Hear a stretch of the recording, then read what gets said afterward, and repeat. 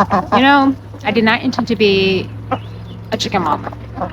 I feel like I need to just say that. Some people thought I did. I didn't, have this childhood dream. And then I grew up imagining that one day I would be sitting on a farm in Oregon, holding a microphone while chickens wander all around me, interrupting everything that I do, as though they are part of the production team. But yet here we are. Here I am on the farm, known as Big Mama, with all these feather babies. You can't see them. I have ducks and guineas running around everywhere. I just like to call myself the accidental chicken whisperer. And after spending this much time with them, I have learned something important. Chickens are ridiculous. They truly are. But I love them. They have brought a great deal of meaning into my life, helping me through some of the most challenging moments in my life. Grief. It was a huge one, along with depression. Yet they are ridiculous creatures nonetheless. And unfortunately, the longer I watch them, the more I realize that human beings are not as different from chickens as we would probably like to believe. Right, ladies? For example, I can bring food out here and spread it all across the wide area on the farm, chicken compound. There could be plenty for everyone. Everybody gets a piece. Nobody's going to go hungry. Everyone has their own little piece to eat. And they will still decide that the only piece worth having is the one currently hanging out from another chicken's mouth. It can be the same exact food, same cucumbers. Miss Tammy here knows that. I've seen her. Same watermelon, same handful of whatever I just brought outside. It doesn't matter. The moment one of them picks up something and starts walking away, everybody else becomes convinced that she has found the premium version. And then a chase ensues. There's yelling, squawking, there's even theft. And sadly, there may be a little bit light violence too. Meanwhile, the same food is still sitting on the ground behind them, completely abandoned. Apparently, value increases the moment somebody else has it. And I would like to say that this is exclusively just a chicken problem, but it is not. It really isn't. I believe people do this too. We can be perfectly content with our own lives until we look over and see what somebody else is holding. Suddenly, their tomato just looks better. Their house looks better, their car looks better, their shoes look better, their vacation looks better, their marriage even looks easier. Their career, amazing, successful. Their skin looks more hydrated, radiant. And at 50, I still do not know what serum everyone is using. So if you have some ideas or some really wonderful stuff, please let me know.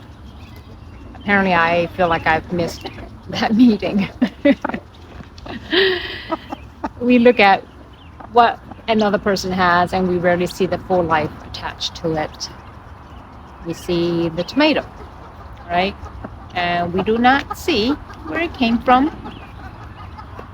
We do not know how long she has chased after it, how she has perfected the seeding, how she cultivated, all that stuff. We do not know what she traded for it. We do not even know whether it is even good. That's the other thing. Is it really that good just because it looks good? We just know she has it, and now we are interested in that one tomato, just like these feather brats. I caught myself doing that a lot. And, I find myself just, moving along, doing what I'm doing, minding my own business, and feeling reasonably fine about my life. Then I see someone else doing something impressive. They are traveling. They're writing a book. Their business looks successful. They're starting this brand new project, renovating a whole house, a room, or even just, a tiny little closet. They're learning something. They're growing faster. Apparently reorganizing their entire home into matching baskets, colors. And for a moment, I forget everything that is already in my own yard, my own home. I start looking at their life as though they somehow received the superior tomato. Why do we do that? The funny thing is, I have lived long enough to know better. You would think. I know that everybody has something. Everybody has complications. Everybody has a part of life that does not show up in the photograph. I should know that. And yet, still, there are days when somebody else's life looks shinier from across the fence, especially on Facebook or Instagram. The chickens do not even pretend otherwise. Like, seriously. They are very honest about their jealousy. There's no attempt at maturity on their part. Right, Tammy? No one sits here and says, and Tammy's the culprit of it. She's done it. I'm happy for her. And the tomato she has attracted into her life. No, they don't do that.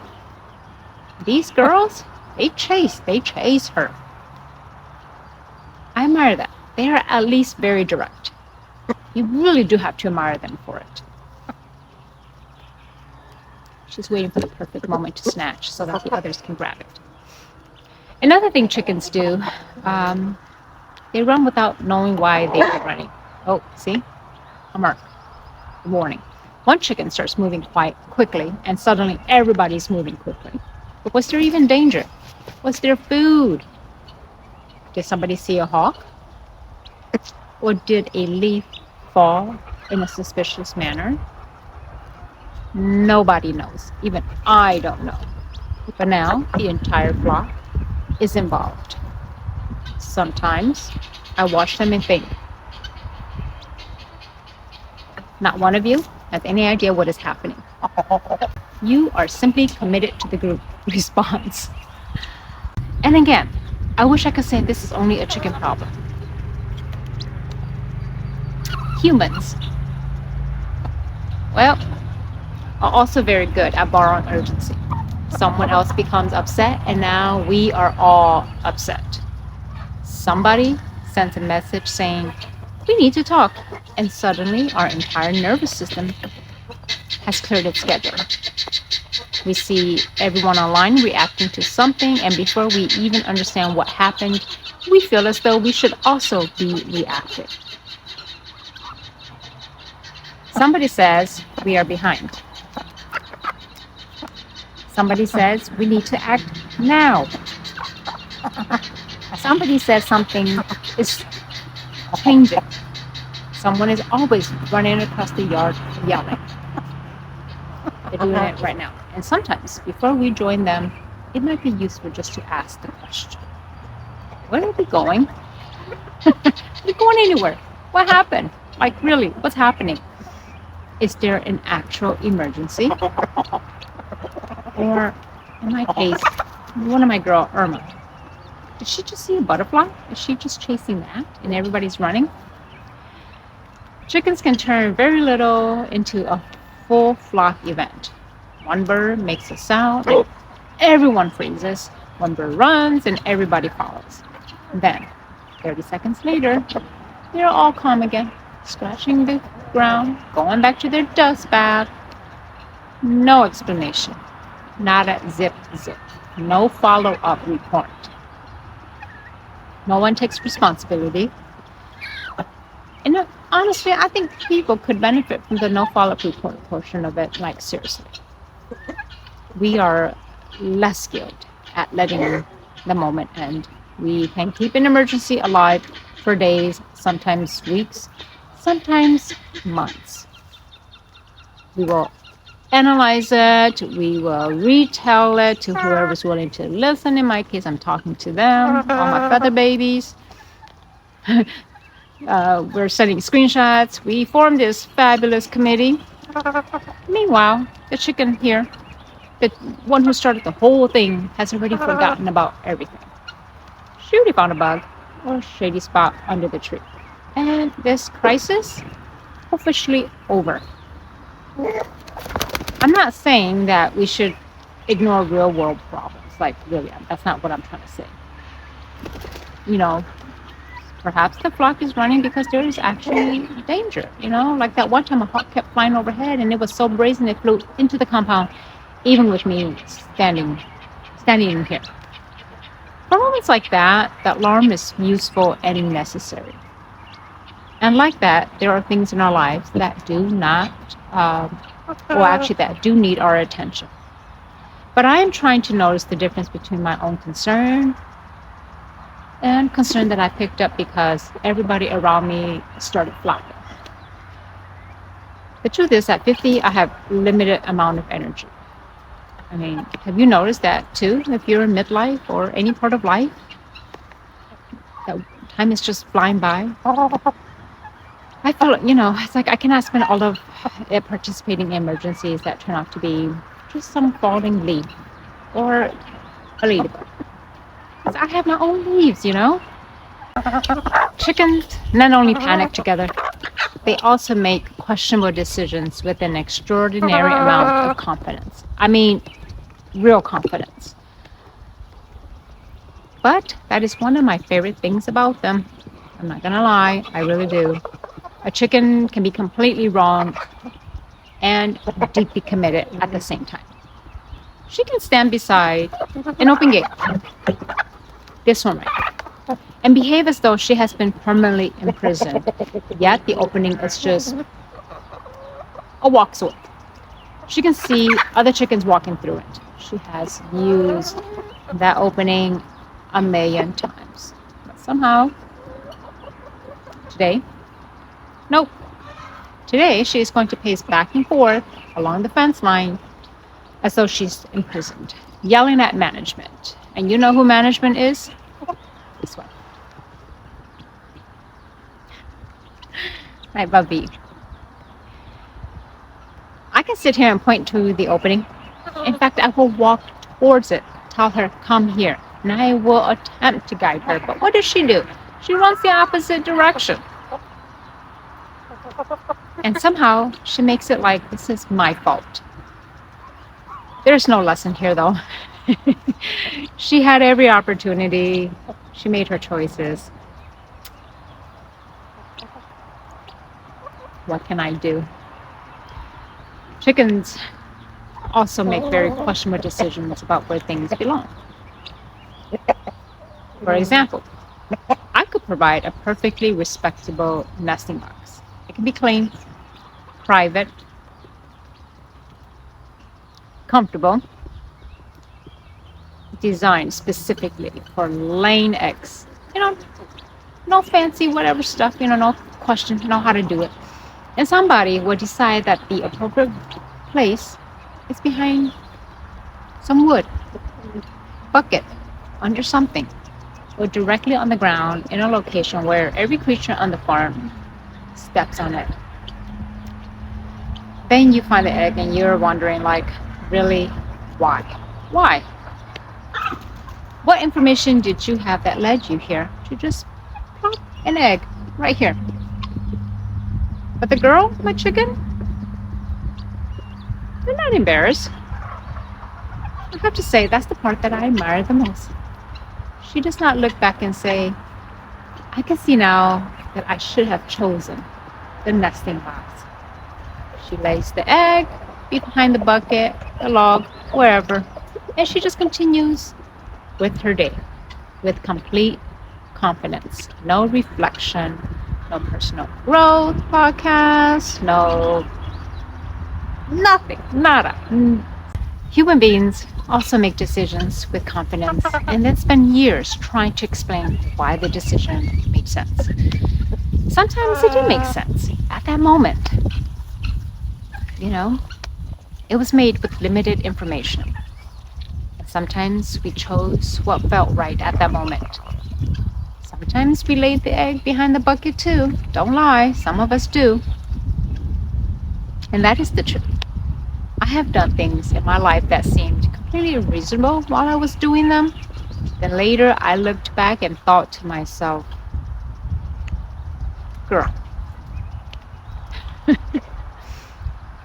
what were you thinking?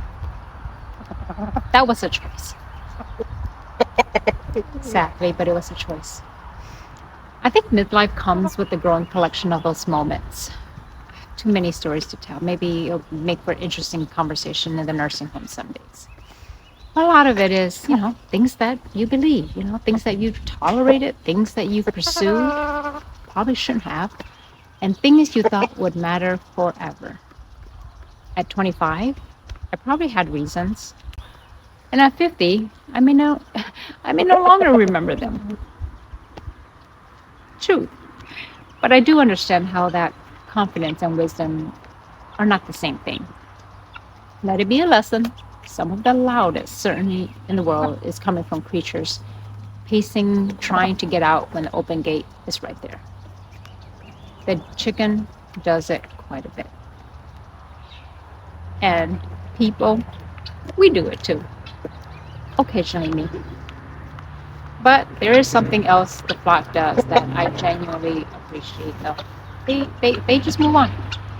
Like nothing. Not always gracefully. Not peacefully. And certainly not because they have achieved a higher level of emotional intelligence. They are chickens, but they're smarter than we give them credit for. What I love is that they just move on. There can be an argument at the feeder, the watering, whatever. Even right now, just choosing the best place to hide from the sun. Someone steals a treat. Someone pecks someone else.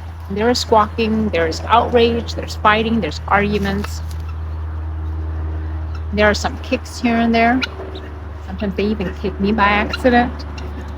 And for a brief moment, the relationship appears irreparable. And someone discovers something interesting in the dirt. And the entire emotional landscape changes. They do not spend the afternoon replaying the entire incident. Nobody sits under a tree and starts thinking to themselves like, I cannot believe she did that to me in front of everyone. No, they don't think about stuff like that. They don't even, nobody comes to me and asks me whether I noticed the disrespect. Nobody sends a message to the rest of the flock explaining their side. You know what they do? They just go and find something else to do. Now, yes, I know chickens have a pecking order. I know they remember more than we sometimes give them credit for. Like, they remember a lot, trust me. And I'm not claiming that they are models of healthy conflict resolution either. Trust me, do not do what the chickens do in conflict resolution. It's terrible.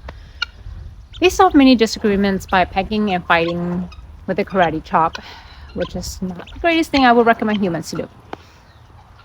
And I don't recommend that families, workplaces, or, public meetings, none of that stuff. But they do not seem to carry every minor annoyances as though it deserves permanent housing. Only people do that.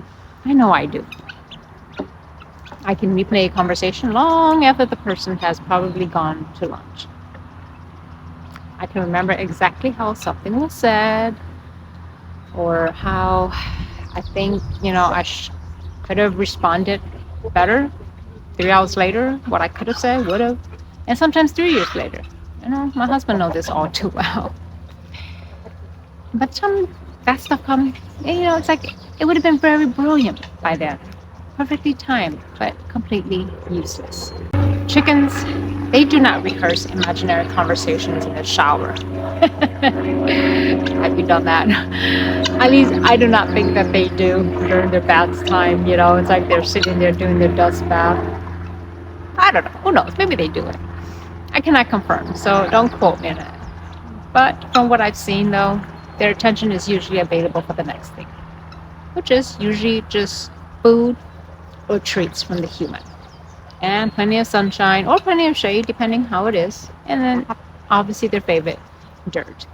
And the occasional bugs and worms. And, as usual, somebody else's food. Everybody's eyeing my hand right now.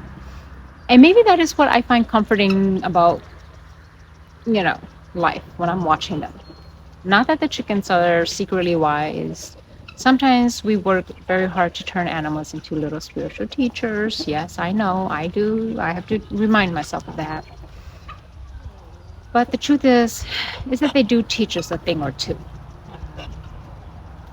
Sometimes a chicken is simply just being a chicken, and she's not modeling any kind of inner peace. She's just lying in the dirt or standing and pooping at the same time. She may look peaceful. 5 minutes ago, she was screaming because another chicken stood near her. I do not need the flock to be these enlightened beings for me to follow or bow down to. I like that they are not. I like that they are messy and dramatic, um, funny at times with all their shenanigans and squabbles, even the greediness and their gentleness. Surprisingly, they really are, and they're also super intelligent and clever at times. I mean, it's beyond me. They are themselves all day long, and I admire that. And when I sit here with them, I get to be a little more honest about being human too. Because being human, I don't know, sometimes there's also a lot of inconsistency with that. We can know better and still chase somebody else's tomato. We can be very calm. And then when everyone around starts running, we do the same thing. We make questionable decisions with complete confidence, and we can turn a small inconvenience into an emotional event. We can stand beside the open gate and complain that there is no way out and that we have to do the hard stuff by jumping over the fence when we probably shouldn't be doing that. And every now and then, we can find something in the grass that reminds us that today is not ruined. I think that is part of what happened when I started hanging out with my feather babies. I started paying attention, not because I believed the chickens had all the answers, because they really don't. Sometimes they do, but they clearly do not. But they did give me something to notice outside of my own mind at times. They made me laugh. They interrupted me a lot. They needed things. And of course, they behaved pretty badly. Yet they also behave beautifully at times. Some of them are such cuddle, snuggle buddies, snuggle bugs, whatever the word is. And they made ordinary days more interesting at times. And somewhere along the way, though, I became big mama to a flock of little personalities who seem to believe I exist primarily to provide snacks and be at the beck and call. And you know what? They might be right. I've already admitted that. But the truth is, there are heavier lessons in life. There are difficult conversations that needs to be had. And there are losses and disappointments and things that we have to carry carefully. But not every moment has to become one of those conversations. Sometimes it is enough to just sit outside and watch chickens steal cucumbers from another chicken while standing beside an untouched pile of cucumbers. That's the wisdom. And the truth is that may just be the entire story. And perhaps if we are paying attention, it reminds us not to take ourselves too seriously. We're all trying to figure things out here. We're all occasionally following someone who does not know where they are going. We're all making choices with incomplete information. And we are all ridiculous in our own particular ways. And that's okay. It's not a flaw we need to completely eliminate. It is part of being alive and human with this one life that we have. Right, girl? Thank you for sitting with me today, letting me chit-chat with all of you. What's on my mind? I would love to know, though, whether you have ever watched an animal do something completely ridiculous and then realized, oh no, it's not even in just your world. I do that too. And I'm La, and this is Sitting with the Chickens here on the Accidental Chicken Whisperer. I'll see you next time. Take care.